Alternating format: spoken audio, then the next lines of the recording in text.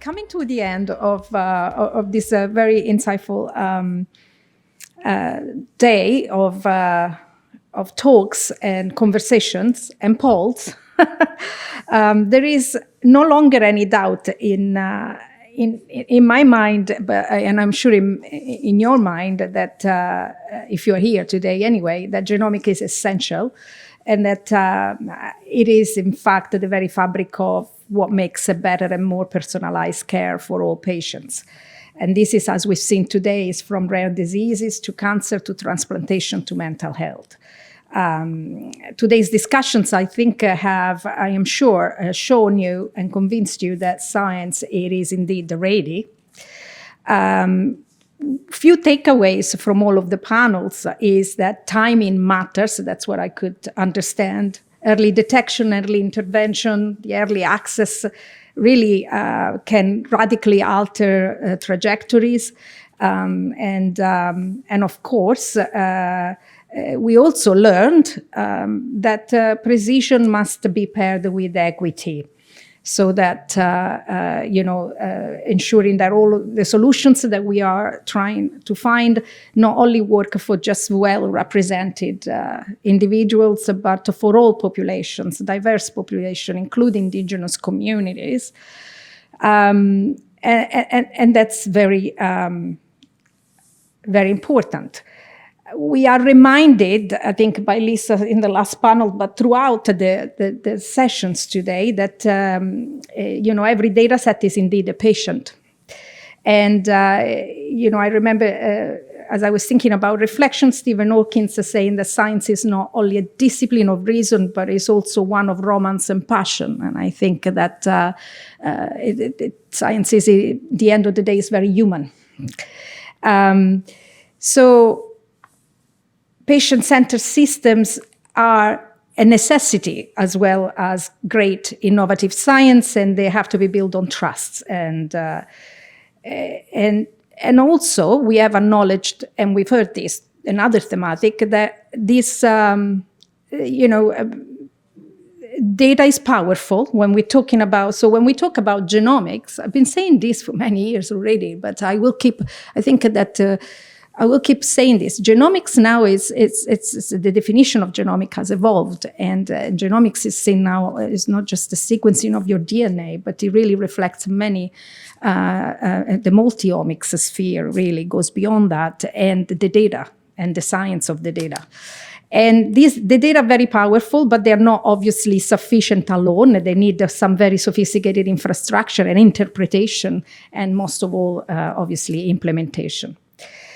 So I would say that it was clear to me that research excellence, it's here, particularly here in BC, but it's not enough alone, and that the path to scale up and routine clinical implementation is very complex. It's multifaceted and is system dependent. And I think it obviously demands a lot more than just discovery. It demands some serious coordination. It demands political will and a mechanism that translates all of our voices into policy.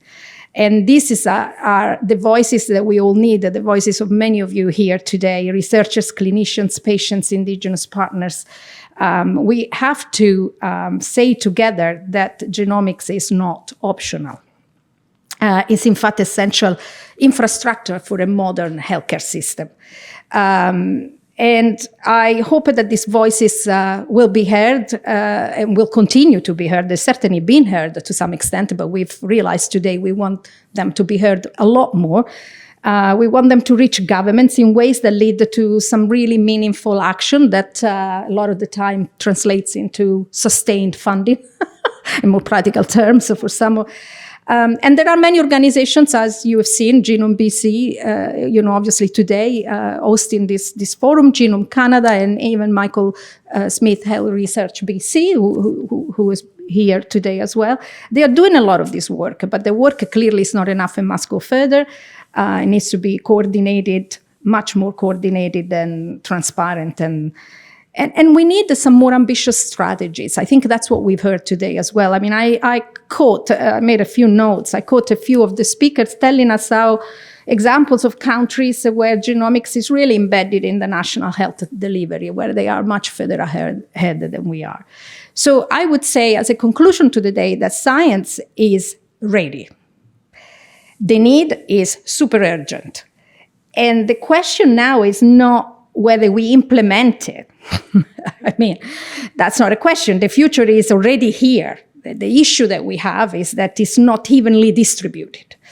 And so the question is really how fast, how equitably, and how boldly we can actually act, implement it to make it standard care for everybody. So I think this is really the resounding call to action from today. And so with that, I just want to extend my heartfelt thanks to all of the speakers and panelists for sharing their expertise, knowledge, and passion today. Obviously, your insights were invaluable, and commitment to advancing genomics continues to inspire us all.